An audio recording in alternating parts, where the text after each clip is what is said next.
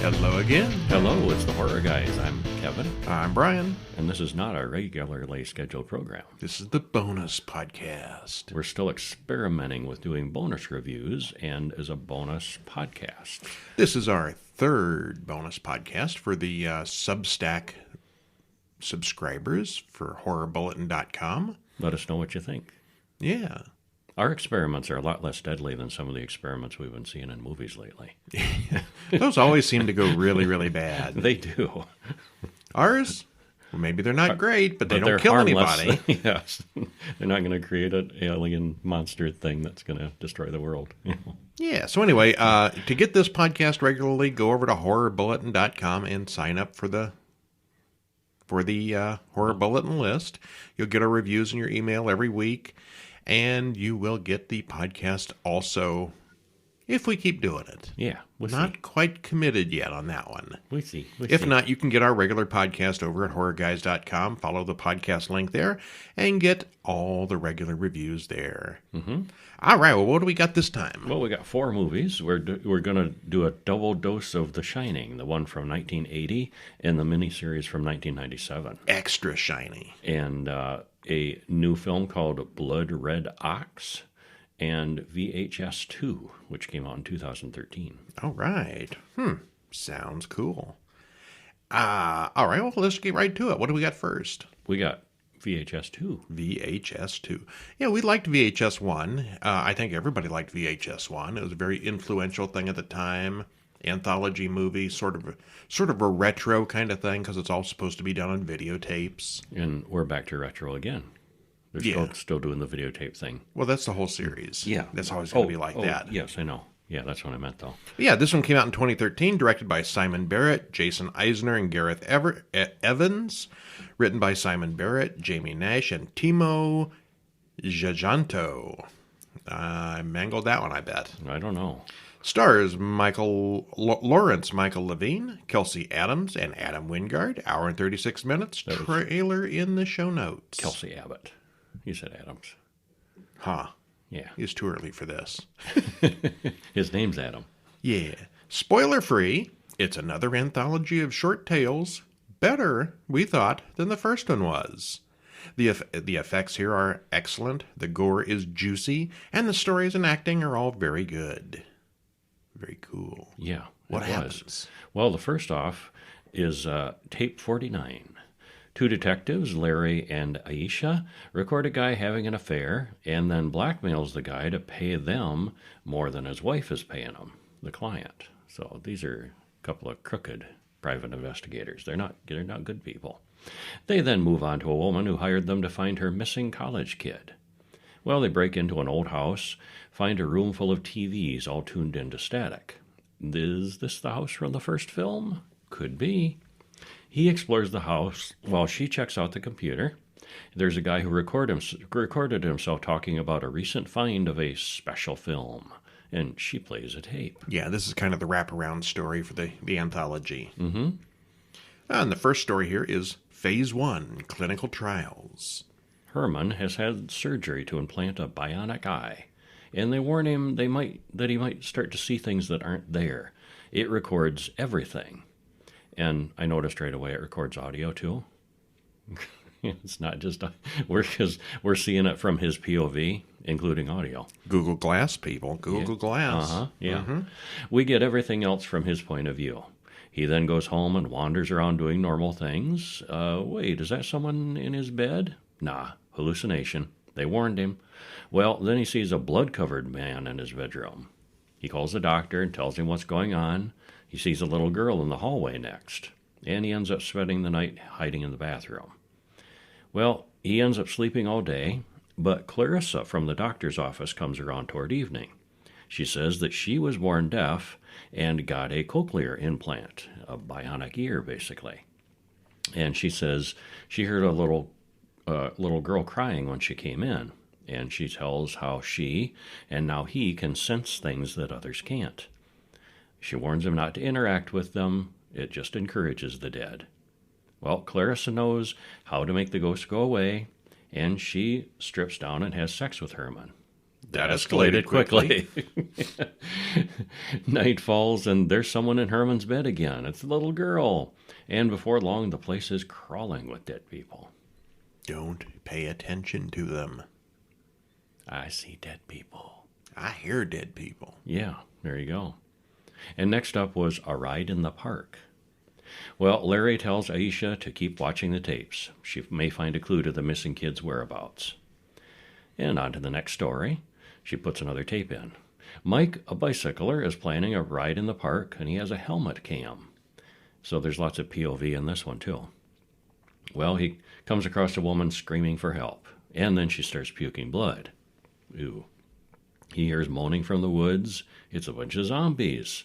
The woman turns on him and bites him. And we soon see the biker puking up blood and dying as well. And all through his zombie helmet cam that's still filming. So it's a zombie POV. Put a camera on a zombie. Zombie POV, yeah. Well, a couple more bikers find the body, which starts moving after a few minutes. Before long, there are 3 biker zombies. And we learn how hard it is to be among the walking dead. Very frustrating. Well, when Larry returns to the video room, Aisha is having a nosebleed. She sends Larry to the drugstore for some medicine while she waits, and she puts in another tape, which is Safe Haven.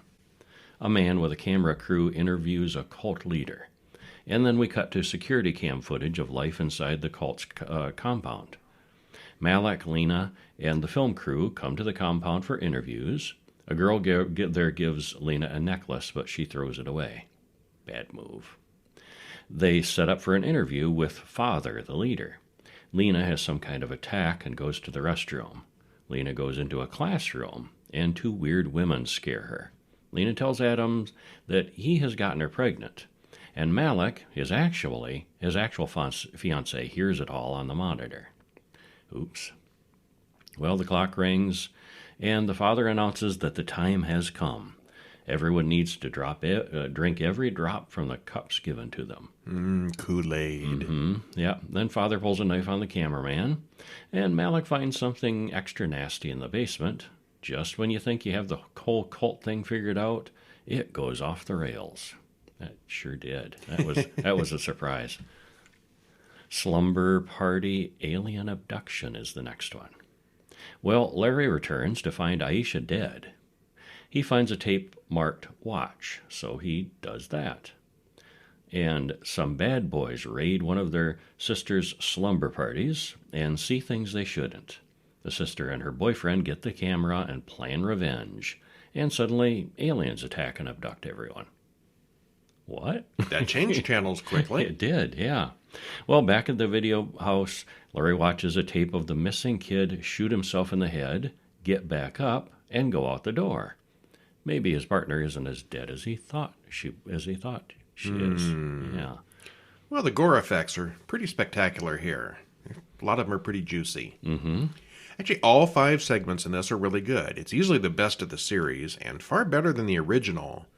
The wraparound story wasn't much, but it didn't need to be. The weakest of the bunch was the final segment with the aliens, but it was pretty good too. Yeah, it was. Anytime there's aliens, it's still pretty good. Oh, not always. Blood Red Ox from 2022. Brand new. Directed by Rodrigo Bellet, written by Nate Atkins and Rodrigo Bellet, stars Mazen Akar, Kaolin Bass, and Andrea Campavono. Hour and 34 minutes, trailer in the show notes. Spoiler free. This is going to be hard to do without spoiling it. We shouldn't spoil it. Okay, well, what happens spoiler free? Well, it begins weird and interesting, but it gets too strange and disjointed after a while. It does conclude by explaining what's gone on, but it almost seems too late at that point. The cinematography is beautiful, and there are lots of good-looking men in brief scenes, but overall the horror guys didn't dig this one too much, with one, me, going a weak thumbs up, and the other, me, Brian, going a pretty strong thumbs downward. Yeah, very strong thumbs downward. I'd almost like to see it again. Yeah, here's the way we do this. Now that I know what's what. We watch movies Well, I mean, assuming they're new movies, we watch them one time, and we tell you what we think after watching it once, because most people watch a movie one time. Yeah. If it's a movie that requires multiple watchings, we won't usually say that, but that's not the way we review things. We don't analyze deeply. We watch them once, like you do. But I think this one needs a second viewing. I couldn't do it. You couldn't pay me. Okay. We open on. I won't ruin the whole He thing. really didn't enjoy it. We open on a woman with a rifle in her mouth. Oh, it started out really good. The first hour, I was fully entertained. Maybe not the first whole hour, but quite a ways into it. I know what you mean. Yeah. Yeah, because it changes. We Yeah. open on a woman with a rifle in her mouth. She pulls the trigger. Amat wakes up. It was just a weird dream. He and his boyfriend Amir get off the plane. They've been together for 3 or 4 years, and this is Amir's hometown. Amir is writing a book about the local water factory. And we're like, what is that? And it took me a while it took both of us a while to figure out what they're talking about. They They're explain talking later about- on that it's the rainforest. Yeah, the big old biome. Yeah. Yeah. Not a spoiler, no big deal, really. Yeah. They stop at a place where an injured ox is lying on the road. Someone had hit it with their car. The driver, Aman Kaya, gets out and shoots it and puts it out of its misery. Credits roll. Well, they get home, and Amat is still upset about the ox. He watched them kill it, and he's very upset about that. Mm-hmm. Amir reads a book about God making a bull and a fish named Bahamut. Amaru is Amankaya's brother, and he stops over for a visit. Along with him is Americo, the owner of the dead ox, who is very cold toward Amir and Amat. They all go to a local celebration, and Amankaya sings.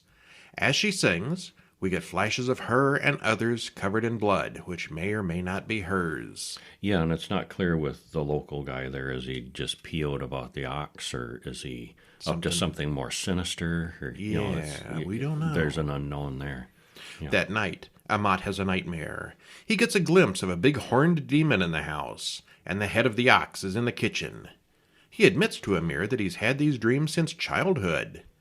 They went away for a long time, but now they're back. Amir blames the alcohol and the jet lag. Well, in the morning, we see that Amir has a wedding ring in his pocket, presumably for Amat. They head over to the water factory, with Amaru guiding them. Amat gets naked and jumps into a freezing cold mountain spring, and that just looked really cold. That did, yeah. Well, they explain that there was a fire here in 2017, and Amaru's mother was killed. This water factory they keep talking about turns out to be just a generic name for the rainforest. That night, Amat says he's going to write a story about a woman who shoots a bull in the face. Later, the two men dance together and make out. We flash back to a time when Amat blames Amir for cheating on him, as if he doesn't remember the previous night. Then Amankaya calls and offers Amir a job. When Amat gets home, they argue some more. We get more flashes of people covered in blood. The next day, Amat doesn't even remember who Amir is and threatens to call the cops. Amat has some real mental issues. He shaves his head, starts a fight with Amir, and runs out into the woods. We should stop there. Yeah, I think we should stop there. Because I think that's about the point where it really starts getting weirder. It does definitely get weird. Mm-hmm. All right. Well, the devil is really buff. That's all I got to say about that. Yeah, he's a big feller. They do say he's a tempter. All right. I'm going to skip over some of this because it's all spoilery. Mm-hmm. The first half hour is promisingly weird. It went from a basic drama to a what the hell is going on very quickly. Eventually, someone shows up and explains things, which I thought would clear things up, but it actually only made it worse. Yeah, it did. After it was over, Kevin had to point out a few things to me that I had even overlooked. And yeah, it changes things. Big time. Now, there's a lot of quiet whispering in the background in many scenes that at least I couldn't quite make out. Mm-mm. You couldn't either? I don't think you're supposed to. I think it It was probably atmospheric. means something. I Yeah, mean, I maybe. caught words Yeah. here and there, and I think it probably would have helped, but I couldn't tell what it was. I feel like I didn't completely understand the film, even though I was obviously watching closely. Kevin thinks he got it more than I did, but he found it pretty depressing in its conclusion. Mm-hmm. Um, That's probably about it. my reluctance to watch it again. because I think it might be even more depressing if you fully get it. The landscaping and cinematography are beautiful. It's got lots of guys wandering around in briefs, so there's that. But otherwise, the plot is scrambled drivel that makes no damn sense at all. Harsh. Yeah. Wow.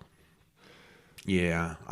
I really can't say why I didn't like this without spoiling it, but I didn't. Mm-hmm. And you I can't. didn't really like it either. You said it was depressing. Yeah. It is. It was, I thought. Okay, Yeah. so one with a more cheerful ending. Yeah, an uplifting ending. The Shining from 1980.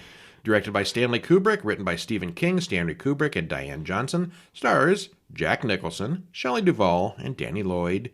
2 hours and 26 minutes. Still not as long as the miniseries, though. No. Spoiler free. The tension starts low and ratchets steadily higher and higher.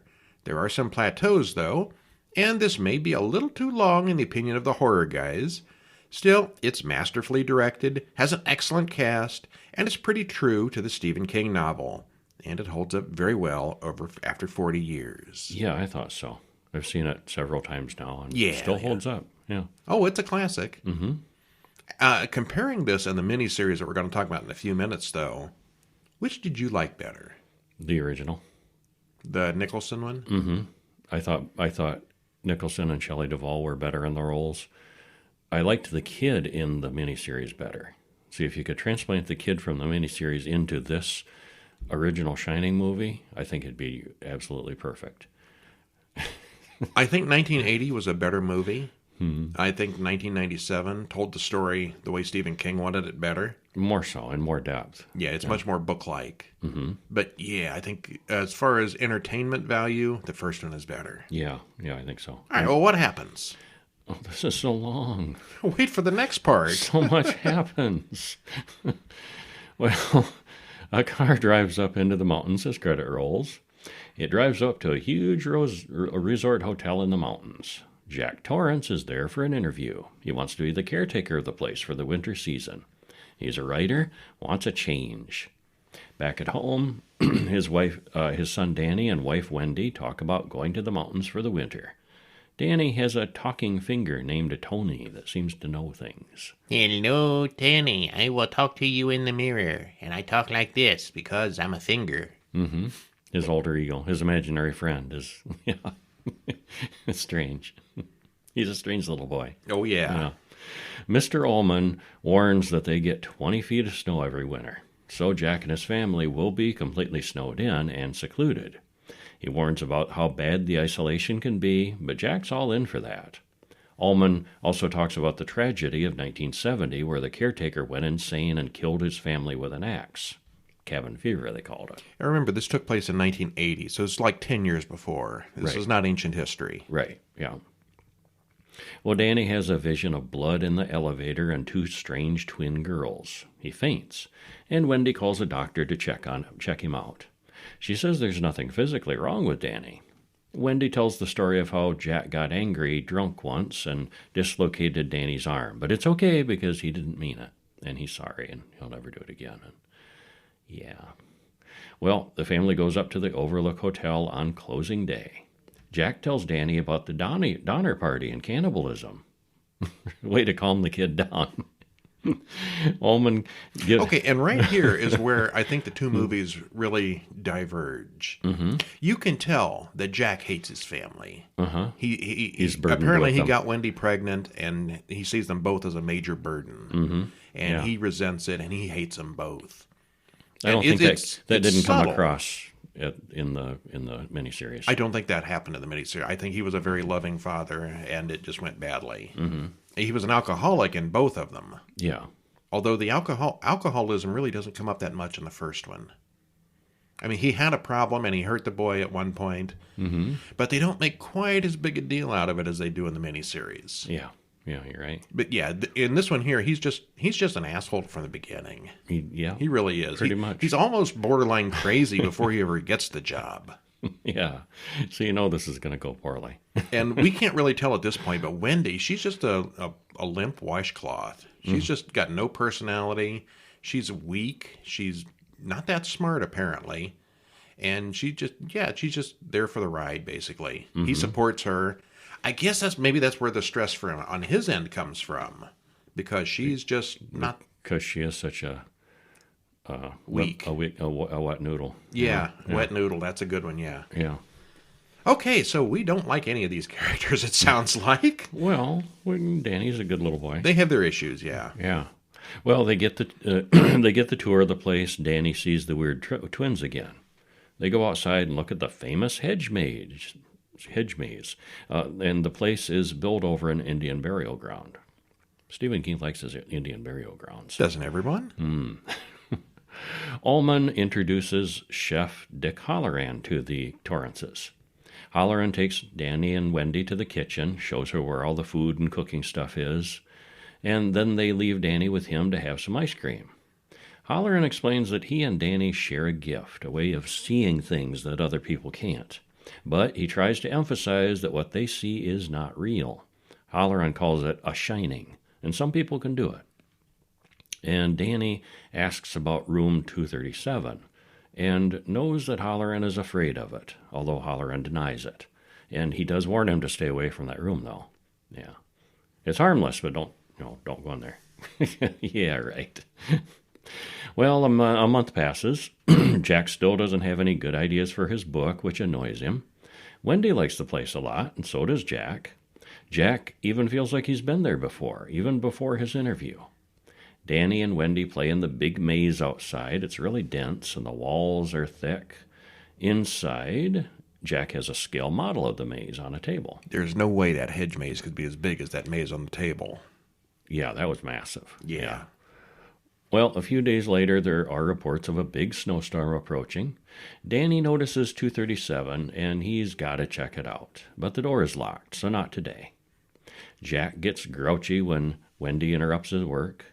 The snow hits and goes on for several days. Wendy notices that the phones are out, and they do have a radio, which they communicate with a ranger station, and they say the snow is one of the worst that it's ever been. Well, Danny keeps encountering the twins. Come and play with us, they say. Well, he gets a glimpse of them alive and also as mutilated corpses. Jack has a dream about killing Wendy and Danny. Danny comes in with a bruised neck. Wendy blames Jack for abusing him again. It was actually the ghosts that did it to him. Well, Jack goes to the hotel bar and looks to scrounge up a drink, but everything's been removed. Until Lloyd the bartender pops up and pours him a bourbon. Jack drinks to not having a family. He really regrets having Wendy and Danny, and here he openly admits it. Yeah, it's real clear. While he drinks ghost booze, which Yeah. seems to have a real effect on him. Is it ghost booze or is it real? I think it was ghost booze. Now, in the miniseries, they make it real clear that there is no alcohol in the entire hotel. Uh-huh. Here, that's not necessarily the case. I think it's ghost booze. No, there was no hotel. There was no booze. Okay. Yeah, there's no real booze. It's ghost booze. It's confusing. Well, in Miami, Halloran hears about the snowstorm in Colorado. He gets a shining that tells him things are going bad for the Torrances. He's kind of in touch with Danny, or Danny's so powerful that he can hear him all the way there. Wendy says that Danny told her that someone in 237 attacked him. Jack checks out 237, finds a naked woman in the bathtub. He likes her and they kiss, but as they pull away from the kiss, she turns into a rotting old zombie woman. Well, he nopes out of the room very quickly, locks the door. Ew. Yeah. But then Jack just tells Wendy that Danny must have hurt himself. When Wendy wants to leave the motel, Jack says she's messed up his life enough already and he's not going to let her do it again. He's got a job to do, and he's going to write. And You ruined my life once with that little kid. Now you're not going to do it again. yeah, he said the quiet part out loud. Yeah.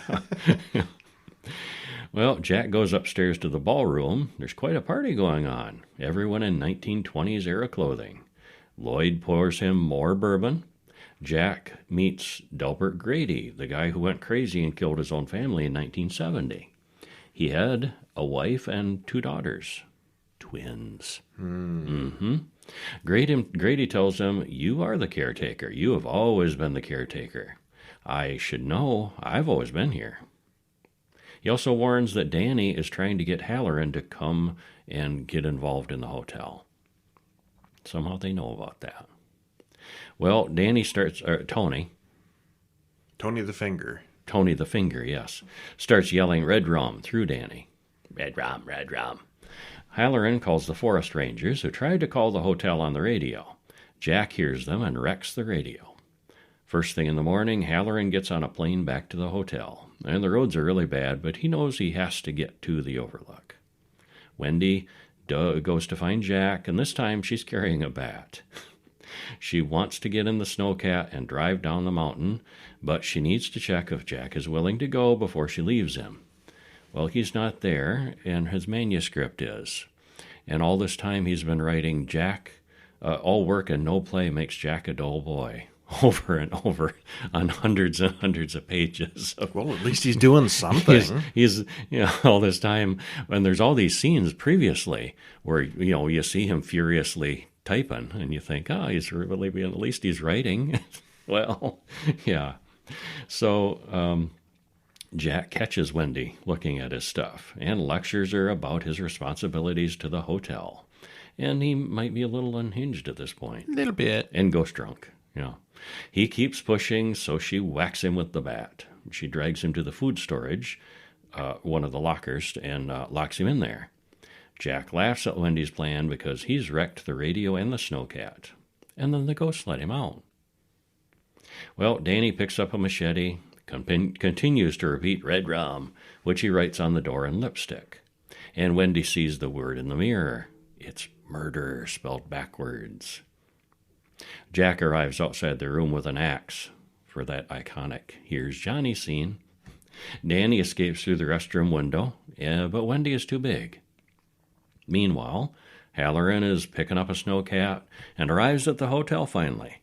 Jack hears him coming, kills him with an axe almost immediately. Well, that was a little anticlimactic. I hated that. I hated that happened to him, that build up in that character, and then just bring him back and, okay, he's dead. Oh, that was lame. I think that's my biggest complaint about The Shining, this version of it. There's whole problems with the whole Shining that I'll get into in a few minutes. Yeah, kind of. Well, Danny screams and runs for it with Jack in pursuit. Wendy sees some ghostly visions in the hotel rooms. And then she runs into Grady in a room full of corpses. Finally, she sees gallons and gallons of blood come out of the elevators and runs outside.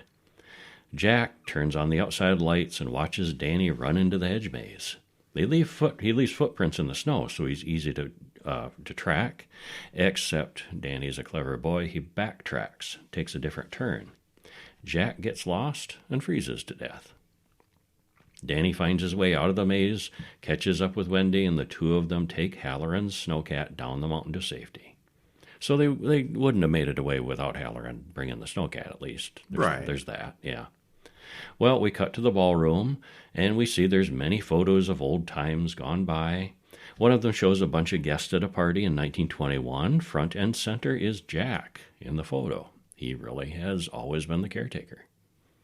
Which really makes no sense. No, doesn't. Yeah. Well, it's a very long film. It's more than a half an hour until the family is even alone at the hotel. Jack is pretty much insane within the next 15 minutes. Mm-hmm. The rest of it is all amping up the tension, and there's a lot of tension to amp here. Yeah, he was a good director. He did a good job of that. Oh, yeah. In my opinion, it's still about a half an hour too long. And to be honest, most of the stuff about Danny and Halloran's shinings don't really add much, in my opinion, and it really could have been cut out. But it's called The Shining. I know. It's the most important part of the story, but it doesn't mean anything. The kid has visions. It's telepathy. Do the visions help Danny in any way? No, not really. Well, his father goes crazy and tries to kill them. What do the visions got to do with that? Well, that's a separate issue. He contacts Halloran telepathically, and Halloran comes up and he dies. How does that affect the story? Like he couldn't have warned Halloran, like, hey, Dad's gone crazy and he's got an axe. Yeah. The whole Shining. Be careful when you come in the hotel. The whole Shining business doesn't amount to anything. It's a haunted house movie with a telepathic kid. You take away the telepathy, and it's still a haunted house movie. Yeah. All right, well, it's clear from the very first scene together that Jack doesn't like Danny and barely tolerates Wendy. Isolation just makes those feelings escalate. Even without the supernatural stuff, this winter wasn't going to end well. Jack didn't want a family, and he makes that really clear before the end. The setting between the hotel itself and the frozen nastiness outside lends itself perfectly to isolation and terror. Jack Nicholson had been in good movies before this, but this, in my opinion, is his best over-the-top performance. He totally looks unhinged. Ain't nobody arguing with that point. Yeah, he was mighty good in this. Yeah. Well, they all were good in They, this. they were, yeah. They weren't necessarily likable characters, but the acting was all excellent, and the directing was very good. Yeah, there's a reason why everybody says it's a classic. And then there's talk, Shelley Duvall and others have said that Kubrick was kind of abusive toward her, and I don't know, kind of abusive. okay, he wanted her to get into character, and thought this was helping her, and there was psychological abuse going on during the production, isolating her and making her think that nobody liked her, and And these are just stories that have come out in the last 10 years or so. Yeah, but I guess that she was kind of messed up for a while after this. And I think might she still be. is. Yeah, psychologically. Yeah. But it made a good movie. Yeah. And then they decided, well, Stephen King never liked it. Yeah, he said that wasn't- Kubrick made too many changes. That wasn't really the story he wanted to tell. Yeah, the hedge maze isn't in the book. There's some things, Yeah. differences between the book and the original movie. So in 1997, he decided to do it himself. Yeah, 1997, The Shining was a 3-part TV miniseries directed by Mick Garris, written by Stephen King, stars Rebecca De Mornay, Steven Weber, Will Horneff, 4 hours and 33 minutes. Trailer in the show notes if you haven't seen this one. 4 hours and 33 minutes. But But it was broke up over 3 nights. Yeah, it's 3.5 parts. Probably 2 hours with commercials. It was long, with a lot more exposition and detail than the 1980 movie version. It followed the books a bit more closely, and Stephen King was more directly involved with the filmmaking. The cast is very good, the special effects are cool, and overall, it's a fun watch. Yeah, and anyway, this was a 3-part miniseries on TV. I saw it when it aired. I think I did too. Commercials and all. It was a big deal at the time. Yeah, it was. Well, in part 1, Pete Watson explains the boiler system to Jack Torrance. He needs to release the pressure every day or bad things will happen. And right off the bat, I have an issue with that. But this is right from the book too. This was a thing. Who in would the design book. a system like that? Well, it's a faulty system. Yeah. But spend, what it would be hundreds, thousands maybe, to install a release valve. I don't think an emergency pressure release, I don't think would be that expensive to install. When it's this important, like the thing is literally going to explode and take the hotel with it if somebody doesn't continuously drain off the pressure. You say that like it's Chekhov's pressure valve. Oh, it certainly is, yeah. But, the owners are cheap. Okay, there's cheap and stingy. But, hello, this is, Major. major. Spend $100 on a safety valve. Yeah. Okay, well, there's also a bunch of rats in the basement. Or fix the steam problem, but at least you could put a pressure valve on there that would release in an emergency. Watson whines about how cheap Mr. Ullman is. Every hotel has its scandals, he says.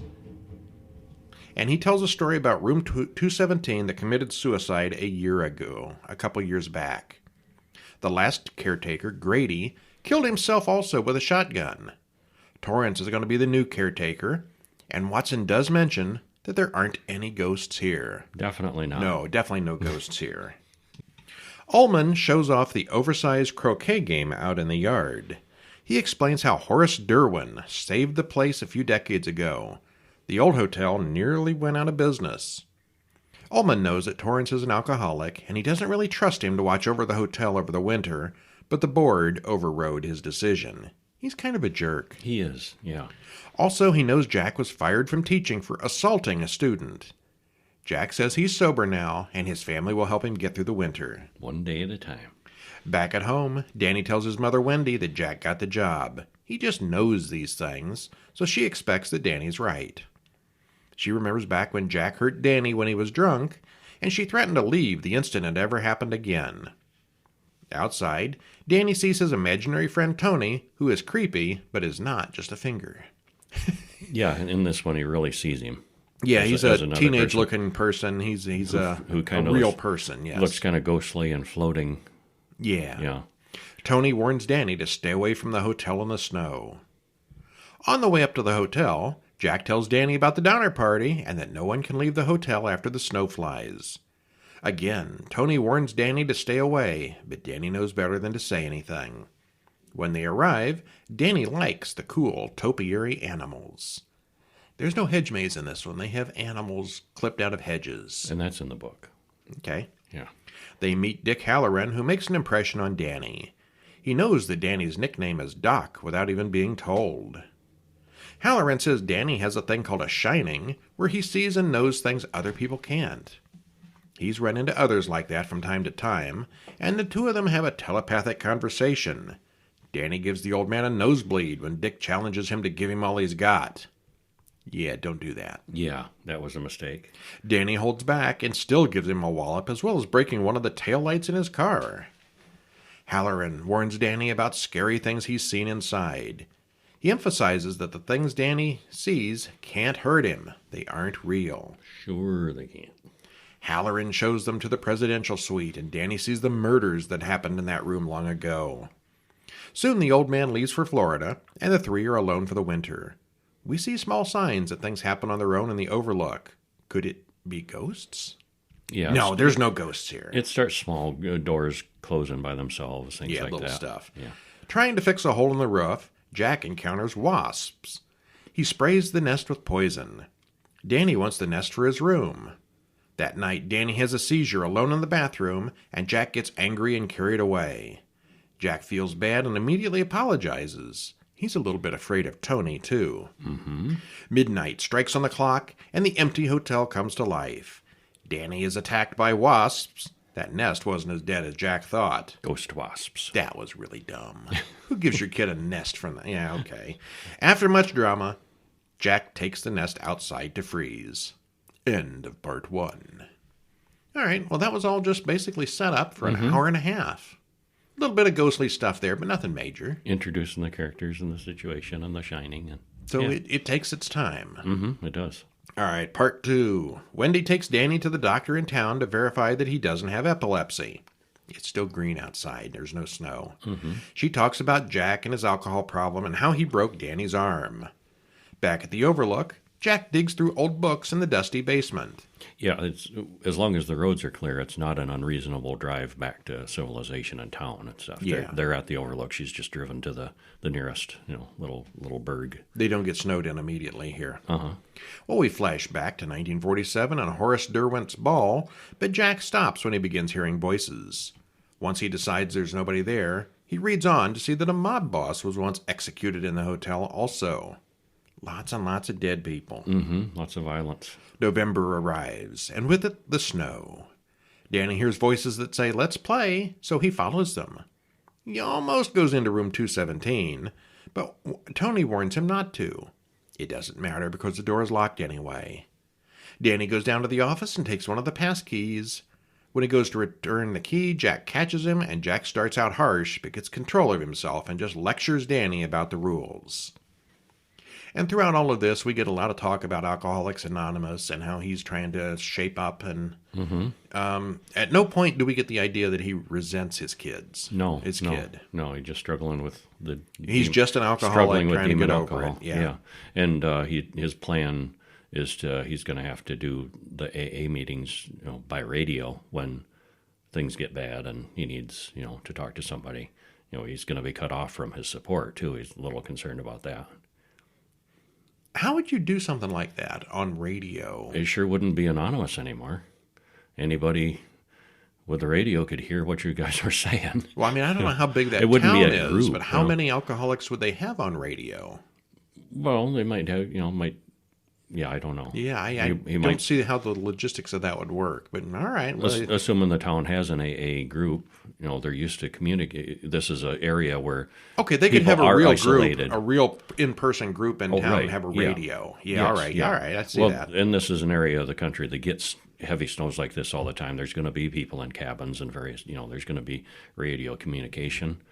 They're going to be set up with a lot of radios, but still, it wouldn't be anonymous anymore. Everybody listening in who's got a radio. Yeah. Well, Danny tells Wendy that Jack isn't writing his play anymore. He just reads the papers in the basement and thinks about writing a book about the Overlook. Danny sees Red Rum written on his wall, but he doesn't know what it means. December rolls around and Jack is losing interest in Wendy. He says he isn't drinking. He couldn't be, in fact, because there's no alcohol in the hotel, but he acts an awful lot like he has been. Wendy talks about leaving tomorrow when the weather breaks. They fight, but soon make up. Jack says he felt like he was meant to be there. Mm-hmm. Next day, Jack sees some weirdness outside with a very angry-looking topiary. Could they be alive? Yeah, they start coming after him. Yeah. Not long after, they get a snowstorm. Jack hears his dead father's voice on the radio, and Danny finally gets into room 217, and the voice on the radio tells Jack about it. Jack ends up smashing the radio. And I thought that was a nice touch with the topiary, too, that it's all snow covered. Everything is just completely covered in snow, and the topiary's coming to life and coming after him. They shake off the snow. Yeah, and then he snaps out of it, and the topiaries are back being bushes again, but they have no snow on them now. So something did really happen, maybe. And all this time, he's talking about he wants to get a good reference from this job. He has to do a really good job. He's got to get Mr. Ullman's reference to get his career back. And then he smashes the multi-$100 radio. Oh, just the first of many There's things no that get accident smashed. at that point. Yeah. Danny in room 217 finds a rotting undead woman in the room's bathtub who does bad things to him. Jack assumes Danny broke the radio, forgetting that he did it himself. Yeah, the ghosts are starting to influence him already. When Danny turns up with a choking bruise around his neck, Wendy blames Jack. Danny screams, "It was her!" And at first, Jack thinks Wendy did it, and then they No, continue it looking. was the ghost lady from the bathtub. Danny tells them about the 217 lady and the Shining and the ghosts, and he tells them pretty much everything. Jack then goes up to 217 and gets a scare himself. He comes back and says, "No, there's nothing up there."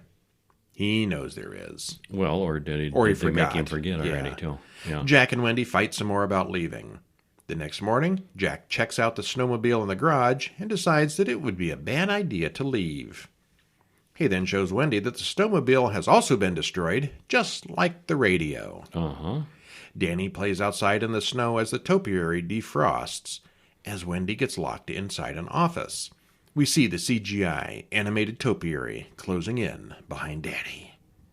End of part 2. Which is scary and creepy, but boy, that was obvious CGI. It did not hold up well. Yeah. Yeah, of all this, there's some special effects here. It mostly looks good, but the Mostly CGI practical effects. The topiary CGI is awful. Yeah, there's a couple other CGI points that are a little weak. Yeah, but that green stuff is just bad. That particular scene was especially egregious. Yeah. Uh-huh. Part 3. Jack hears Wendy screaming. Wendy breaks a window in the office to get out. More damage. They both rush outside to get Danny as the animals close in on them, and the animals don't seem to have moved, even though we saw them earlier. However, they're not covered in snow anymore. Again, yes. That night, they're all woken up by the sounds of a party. They go to investigate, and there's more fighting between Wendy and Jack. Yeah, and there's no sign of the actual people or anything, but there's confetti and Glitter and a confetti, mask, yeah. A party mask, and yeah. January rolls around, and Danny gets a vision of Jack carrying a croquet mallet. He also gets a reminder about Red Rum. Meanwhile, in Miami, Dick Halloran has a seizure.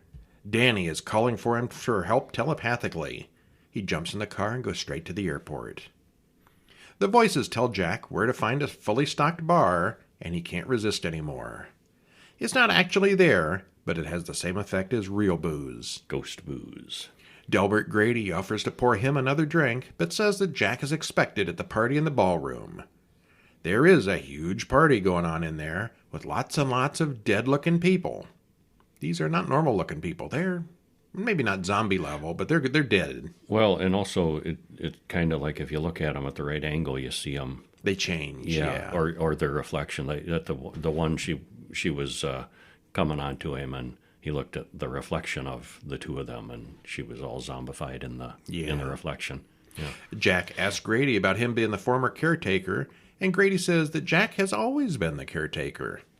Grady suggests that Danny and Wendy may need some discipline. And that was a neat scene too, where he's partying in the ballroom, and it's this big raucous party, and then it shows Just our him by point himself. of view, him walking around in the big empty ballroom, Dancing with his arm around nothing. And, Yeah. Halloran arrives in Denver, and they're saying that this might be the worst storm in 10 years coming up. Jack attacks Wendy and accuses her of all kinds of bad things. After a struggle, she knocks him out. Danny says the hotel is just using Jack, and it'll throw him away when it's done with him. They drag Jack back to his storage room and shut him in. Meanwhile, the boiler hasn't been released, and the meter shows it's starting to get into the red zone. which is just a dumb plot device. A ticking clock. Yeah. Well, Jack talks Grady into opening the door and letting him out in exchange for taking care of Danny.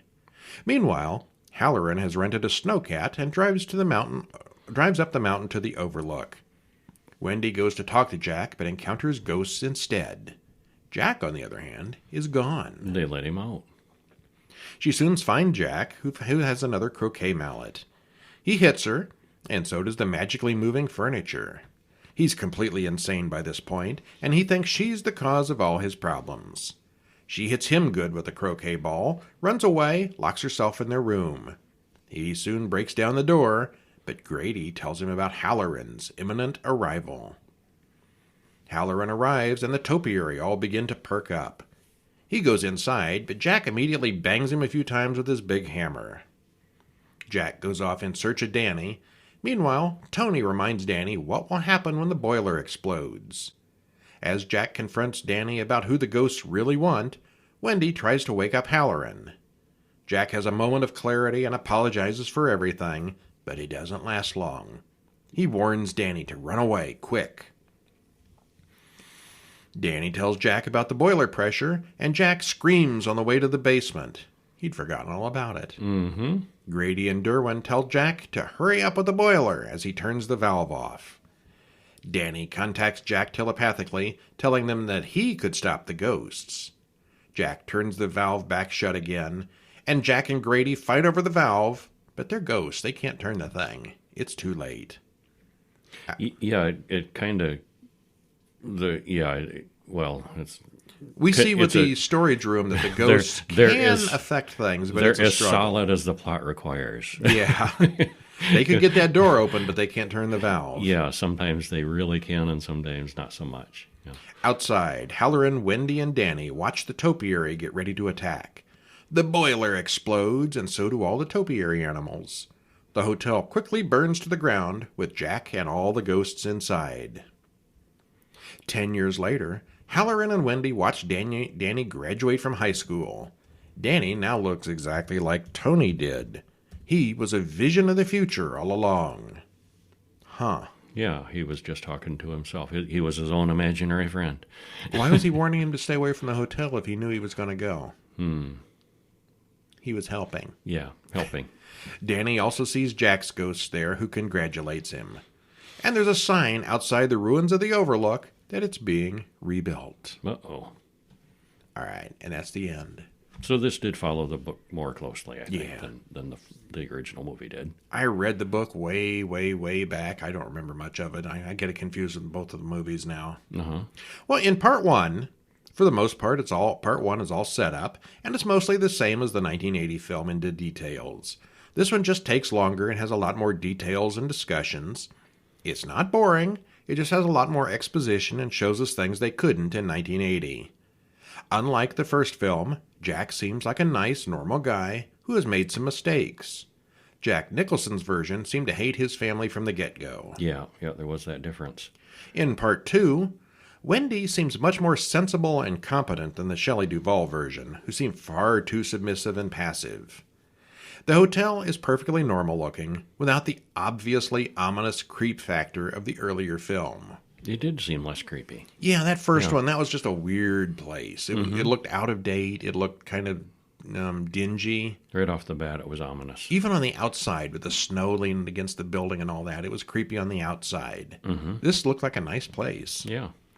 In part three, starts out a little first, but the action picks up after a while. Actually, the cat and mouse between Jack and Wendy, I thought here, goes on maybe a little too long. And the ending is quite different from the 1980 film, since there's not even a hedge maze in this version. No, there's not. Overall, the acting all around is very good, especially from Cortland Mead as Danny. He's like 12 here, playing a 10-year-old. Mm-hmm. He's a weird-looking kid, but he plays the part perfectly. The screaming and the crying and getting injured and all that, it is very believable. Yeah, he was good. The CGI topiary hasn't held up very well, but the makeup and the other effects are all very good. It's maybe too long, but that's kind of the price you got to pay for including so much detail in a miniseries. Yeah, and it was meant to be broken up into 3 parts, not in, Well, we did. The first movie was pretty long. We did break it up, but, you could watch this one in one sitting, unlike the original. How it was originally intended was broken up into parts. Yeah. You could watch this whole thing in one afternoon. 4.5 hours. Would you really want to, though?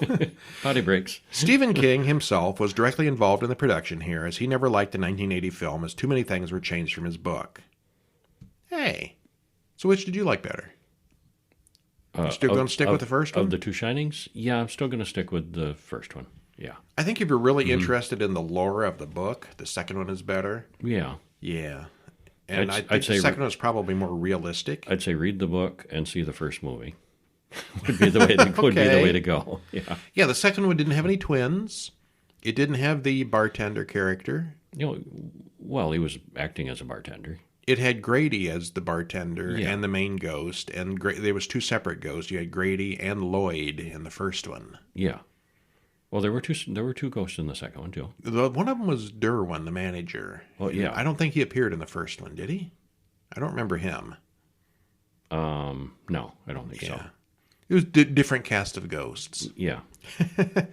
Yeah, I liked them both, but I think if you're going to just watch one, probably the 1980 version.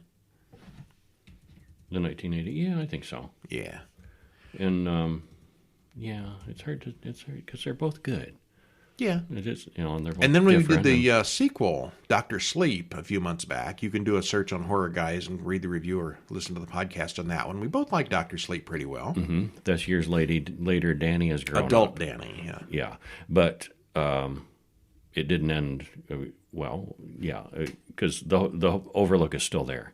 It's been rebuilt. It said so right at the end of this movie. Oh, okay. All right. It didn't blow up in the first, the 80 version. In and 1997, it's rebuilt. going to rebuild it. Yeah. Anyway. It's still got that Indian burial ground, though. Yeah, it does. Yeah. Stephen King likes his Indian burial grounds. It explains a lot. All right, well, that is our show for this week. Stop in over at horrorguys.com or horrorbulletin.com and read up. Check out all our stuff. Yeah. I'm Brian. And I'm Kevin. And we'll see you next week. See ya.